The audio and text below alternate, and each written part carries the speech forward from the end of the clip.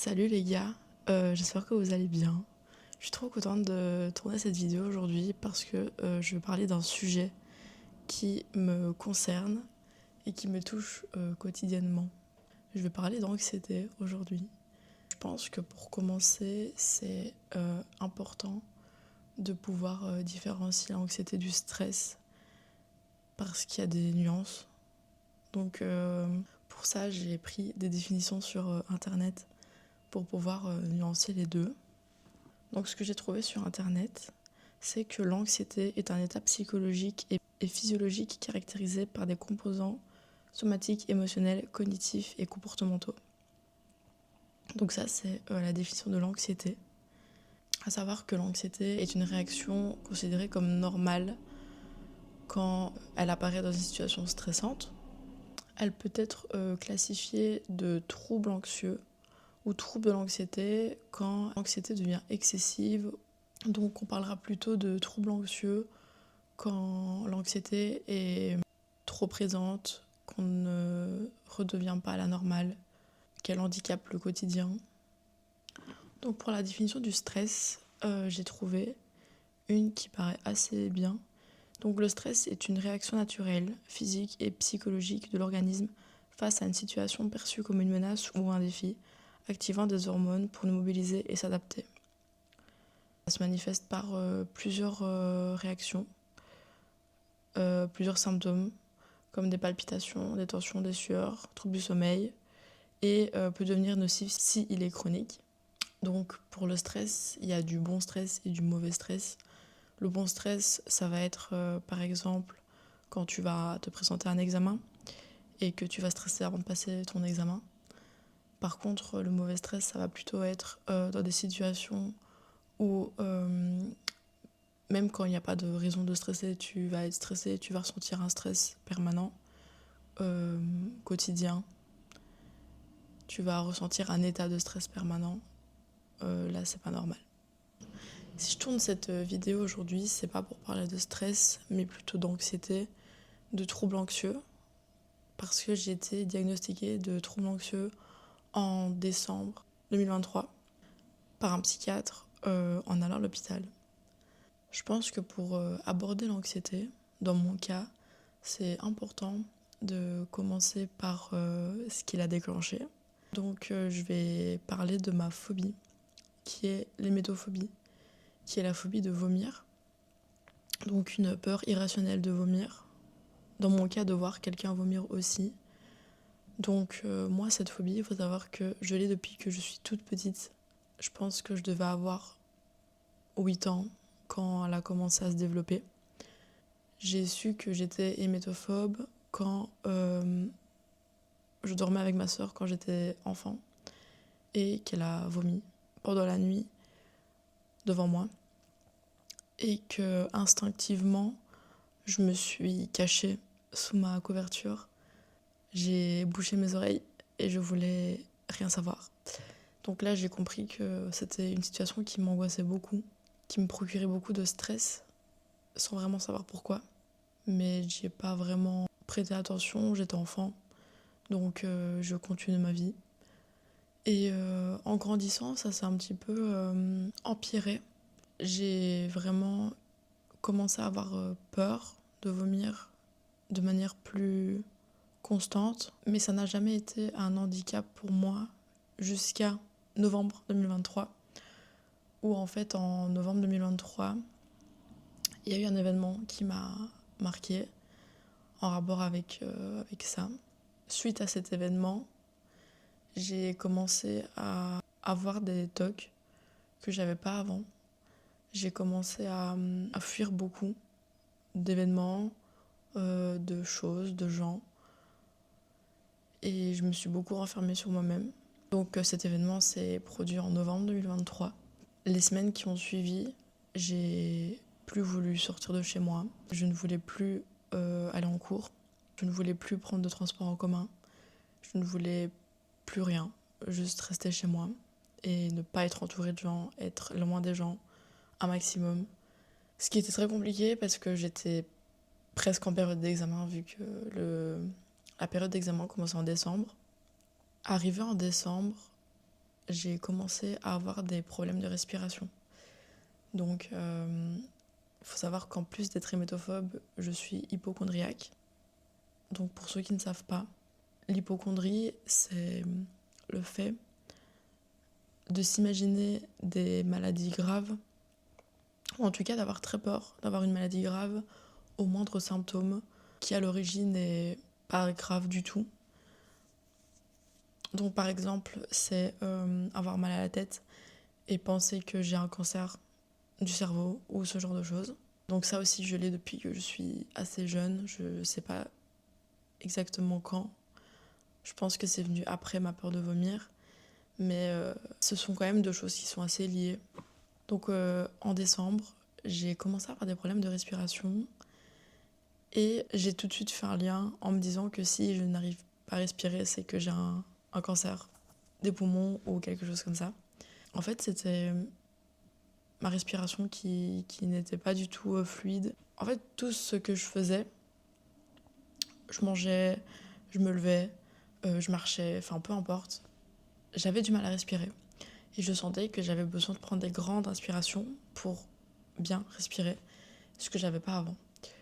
Donc suite à ça, j'ai beaucoup stressé. Au début, j'ai essayé de me dire ok, tout va bien, je pense que c'est le stress, je pense que ça va aller et que ça va passer. Donc j'y ai pas trop prêté attention.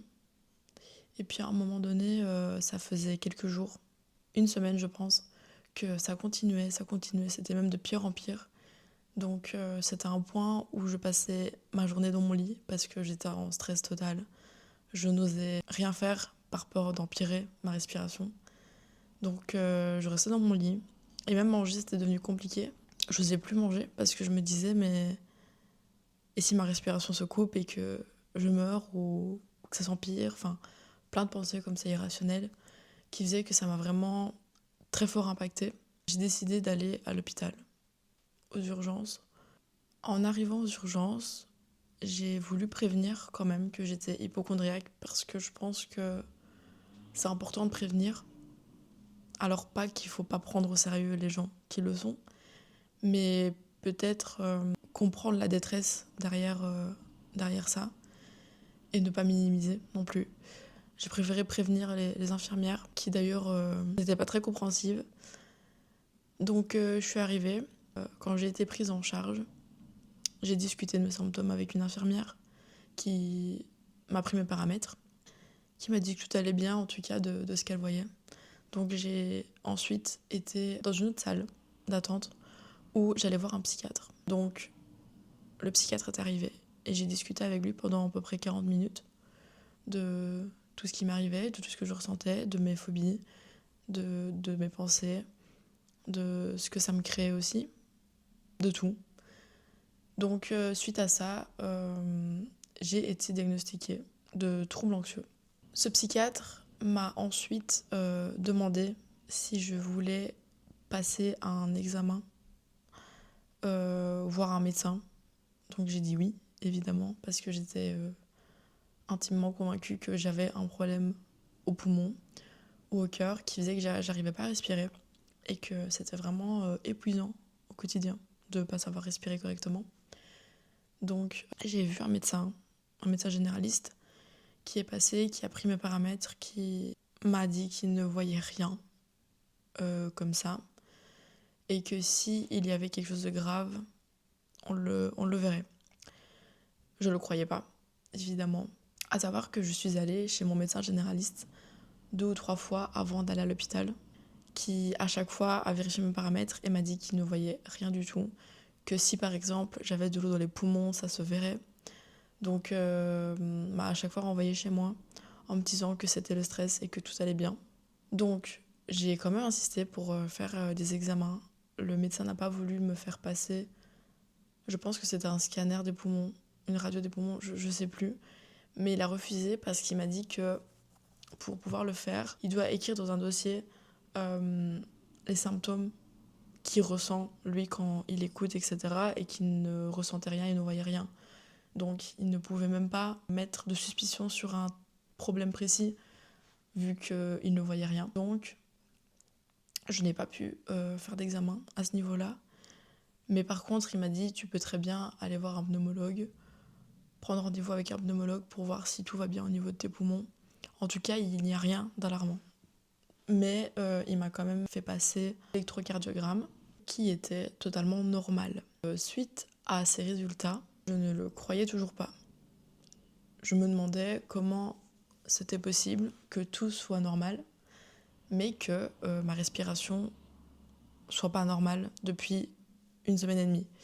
Et tous les jours, je me demandais si quand j'allais me réveiller, j'allais pas mourir ou j'allais pas avoir un énorme problème qui allait engendrer quelque chose de grave. Donc ensuite, j'ai discuté beaucoup de temps avec le médecin qui a essayé de comprendre ce qui pourrait se passer, qui m'a posé des questions sur mon état de santé global, sur mon état de santé mentale aussi, et qui a compris avec mon état de santé mentale qu'il y avait un problème.